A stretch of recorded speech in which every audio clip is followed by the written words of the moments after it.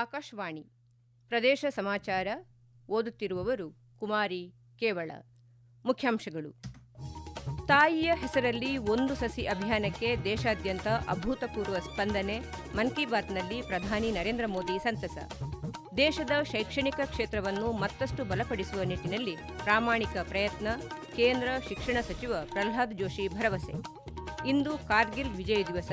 ಯೋಧರ ಕುಟುಂಬಗಳ ಹಿತ ಕಾಯಲು ಸರ್ಕಾರ ಬದ್ಧ. ಮುಖ್ಯಮಂತ್ರಿ ಡಿಕೆ ಶಿವಕುಮಾರ್. ರಾಜ್ಯಾದ್ಯಂತ ಮುಂದುವರೆದ ಎಸ್ಐಆರ್ ಪ್ರಕ್ರಿಯೆ.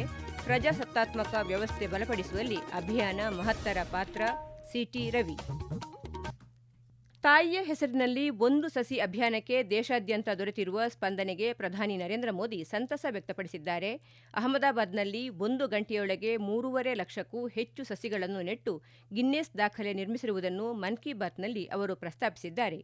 ಗಣೇಶ ಹಬ್ಬದ ಸಂದರ್ಭದಲ್ಲಿ ಮಣ್ಣಿನಿಂದಲೇ ತಯಾರಿಸಿದ ಗಣೇಶ ಮೂರ್ತಿಗಳನ್ನು ಪೂಜಿಸಬೇಕೆಂದು ಪ್ರಧಾನಮಂತ್ರಿ ಮನವಿ ಮಾಡಿದ್ದಾರೆ. ಕೈಮಗ್ಗದಲ್ಲಿ ತಯಾರಾಗುವ ಪ್ರತಿಯೊಂದು ಉಡುಪು ಒಂದಲ್ಲ ಒಂದು ಪ್ರದೇಶ, ಸಮುದಾಯ ಮತ್ತು ಇದರೊಂದಿಗೆ ಇರುವ ಅಸಂಖ್ಯಾತ ಜನರ ಶ್ರಮದ ಪ್ರತೀಕವಾಗಿದೆ. ಕರಕುಶಲ ವಸ್ತುಗಳನ್ನು ಪ್ರೋತ್ಸಾಹಿಸುವ ಮೂಲಕ ನಮ್ಮ ಸಹ ನೇಕಾರರನ್ನು ಗೌರವಿಸಬೇಕೆಂದು ಪ್ರಧಾನಿ ಹೇಳಿದ್ದಾರೆ. ಕಳೆದ ಕೆಲವು ವರ್ಷಗಳಲ್ಲಿ ಖಾದಿ ಬಹಳ ಜನಪ್ರಿಯವಾಗಿದೆ. ಕಳೆದ 12 ವರ್ಷಗಳಲ್ಲಿ ಇದರ ಮಾರಾಟ 6 ಪಟ್ಟು ಹೆಚ್ಚಾಗಿದೆ. ಈ ಮಾರಾಟದ ಅಂಕಿಅಂಶ ಈಗ 8,000 ಕೋಟಿ ರೂಪಾಯಿ ತಲುಪಿದೆ. ಮುಂಬರುವ ಹಬ್ಬಗಳ ಸಮಯದಲ್ಲಿ ಖಾದಿ, ಕೈಮಗ್ಗ, ಕರಕುಶಲ ವಸ್ತುಗಳನ್ನು ಖರೀದಿಸುವಂತೆ ಪ್ರಧಾನಿ ಜನತೆಗೆ ಕರೆ ನೀಡಿದ್ದಾರೆ. ಈ ವರ್ಷವೂ ಹರ್ ಘರ್ ತಿರಂಗ, ಮನೆ ಮನೆಯಲ್ಲೂ ತ್ರಿವರ್ಣ ಧ್ವಜ ಅಭಿಯಾನವನ್ನು ಸಂಪೂರ್ಣ ಉತ್ಸಾಹ ಉಲ್ಲಾಸದಿಂದ ಮುಂದುವರಿಸಬೇಕು. ಮನೆಗಳಲ್ಲಿ ಸಂಪೂರ್ಣ ಗೌರವದೊಂದಿಗೆ ತ್ರಿವರ್ಣ ಧ್ವಜ ಹಾರಿಸಬೇಕು ಎಂದು ಪ್ರಧಾನಿ ಹೇಳಿದ್ದಾರೆ. ನಾಳೆ ಭಾರತ ರತ್ನ ಡಾ ಎಪಿಜೆ ಅಬ್ದುಲ್ ಕಲಾಂ ಅವರ ಪುಣ್ಯ ಸ್ಮರಣೆ ದಿನವಾಗಿದ್ದು, ಅವರ ವ್ಯಕ್ತಿತ್ವವು ಹಲವು ಸ್ಫೂರ್ತಿದಾಯಕ ಅಂಶಗಳನ್ನು ಹೊಂದಿತ್ತಾದರೂ ಶಿಕ್ಷಕರ ಪಾತ್ರ ಅವರ ಹೃದಯಕ್ಕೆ ಅತ್ಯಂತ ನಿಕಟವಾಗಿತ್ತು ಎಂದು ಸ್ಮರಿಸಿದ್ದಾರೆ. ಈ ವಾರ ಗುರುಪೂರ್ಣಿಮೆಯ ಪವಿತ್ರ ಹಬ್ಬವನ್ನು ಆಚರಿಸುತ್ತಿದ್ದು, ತಾಯಿ ತಂದೆಯರೇ ನಮ್ಮ ಮೊದಲ ಗುರುಗಳು. ಗುರುಪೂರ್ಣಿಮೆಯು ಎಲ್ಲಾ ಗುರುಗಳಿಗೆ ಕೃತಜ್ಞತೆ ವ್ಯಕ್ತಪಡಿಸುವ ಸಂದರ್ಭವಾಗಿದೆ. ದೇಶದ ಎಲ್ಲಾ ಶಿಕ್ಷಕರು ಮತ್ತು ಗುರುಗಳಿಗೆ ನಾನು ಗೌರವದಿಂದ ವಂದಿಸುತ್ತೇನೆ ಎಂದು ತಮ್ಮ ಮನದಾಳದ ಮಾತಿನಲ್ಲಿ ಪ್ರಧಾನಿಯವರು ಹೇಳಿಕೊಂಡಿದ್ದಾರೆ.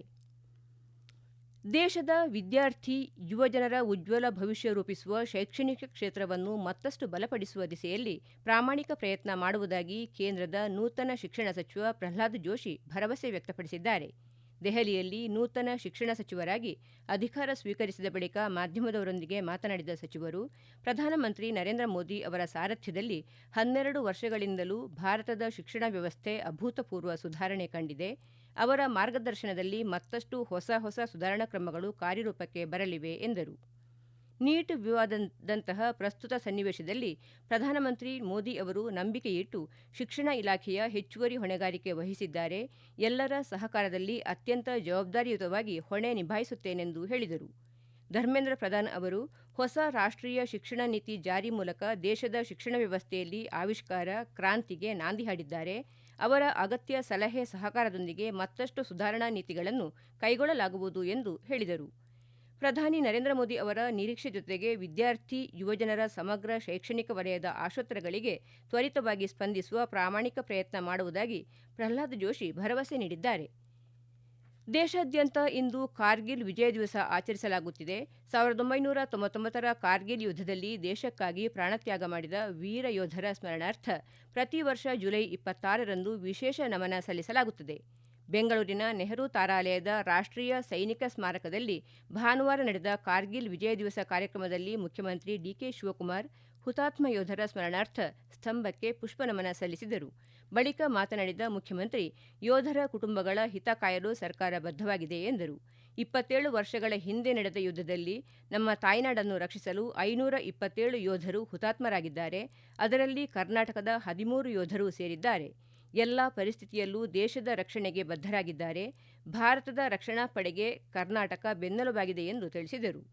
ಡಿಆರ್ಡಿಒ, ಇಸ್ರೋ ಸೇರಿದಂತೆ ಅನೇಕ ಸಂಸ್ಥೆಗಳು ಕರ್ನಾಟಕದಲ್ಲಿ ಕಾರ್ಯನಿರ್ವಹಿಸುತ್ತಿವೆ.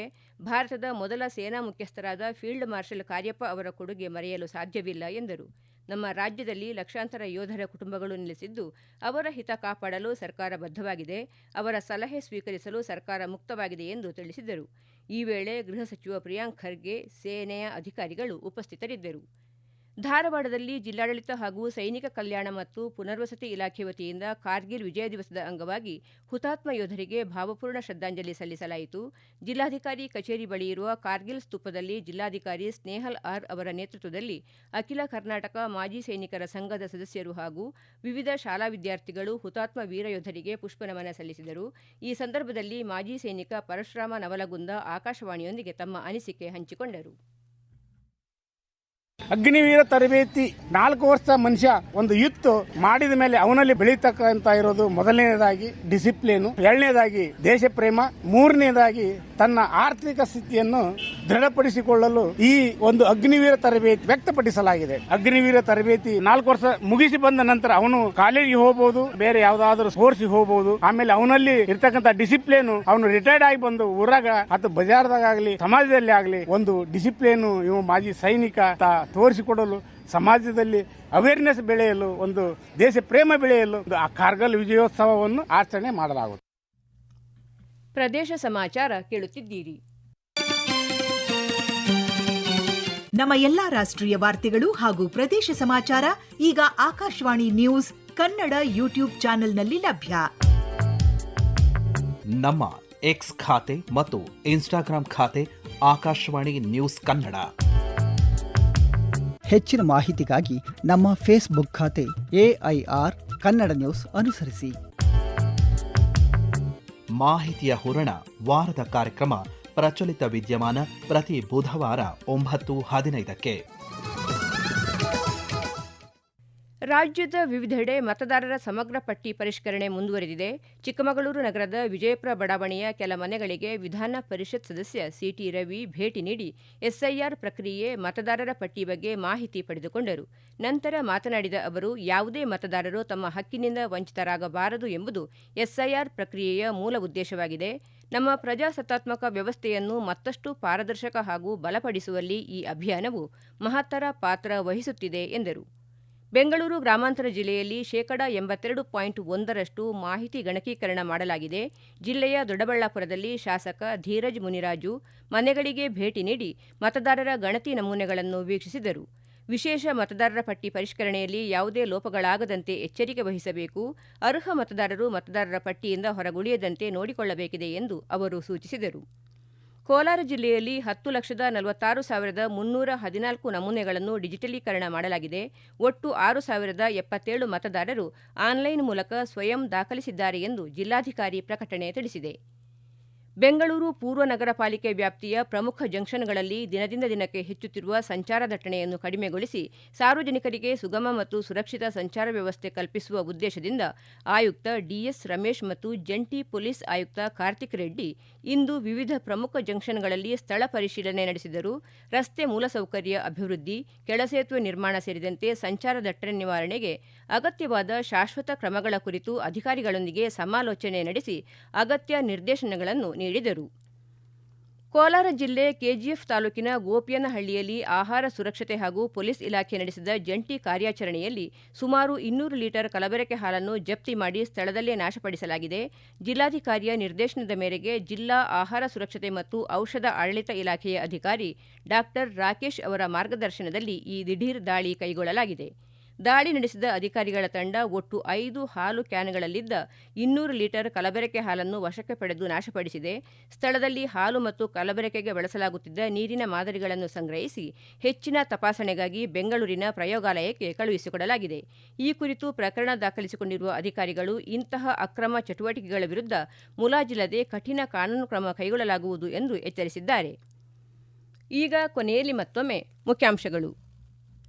ತಾಯಿಯ ಹೆಸರಲ್ಲಿ ಒಂದು ಸಸಿ ಅಭಿಯಾನಕ್ಕೆ ದೇಶಾದ್ಯಂತ ಅಭೂತಪೂರ್ವ ಸ್ಪಂದನೆ, ಮನ್ ಕಿ ಬಾತ್ನಲ್ಲಿ ಪ್ರಧಾನಿ ನರೇಂದ್ರ ಮೋದಿ ಸಂತಸ. ದೇಶದ ಶೈಕ್ಷಣಿಕ ಕ್ಷೇತ್ರವನ್ನು ಮತ್ತಷ್ಟು ಬಲಪಡಿಸುವ ನಿಟ್ಟಿನಲ್ಲಿ ಪ್ರಾಮಾಣಿಕ ಪ್ರಯತ್ನ, ಕೇಂದ್ರ ಶಿಕ್ಷಣ ಸಚಿವ ಪ್ರಹ್ಲಾದ್ ಜೋಶಿ ಭರವಸೆ. ಇಂದು ಕಾರ್ಗಿಲ್ ವಿಜಯ್ ದಿವಸ, ಯೋಧರ ಕುಟುಂಬಗಳ ಹಿತ ಕಾಯಲು ಸರ್ಕಾರ ಬದ್ಧ, ಮುಖ್ಯಮಂತ್ರಿ ಡಿಕೆ ಶಿವಕುಮಾರ್. ರಾಜ್ಯಾದ್ಯಂತ ಮುಂದುವರೆದ ಎಸ್ಐಆರ್ ಪ್ರಕ್ರಿಯೆ, ಪ್ರಜಾಸತ್ತಾತ್ಮಕ ವ್ಯವಸ್ಥೆ ಬಲಪಡಿಸುವಲ್ಲಿ ಅಭಿಯಾನ ಮಹತ್ತರ ಪಾತ್ರ, ಸಿಟಿ ರವಿ. ಇಲ್ಲಿಗೆ ಪ್ರದೇಶ ಸಮಾಚಾರ ಮುಗಿಯಿತು. ನಮ್ಮ ಮುಂದಿನ ವಾರ್ತಾ ಪ್ರಸಾರ ಸಂಜೆ 6:40ಕ್ಕೆ.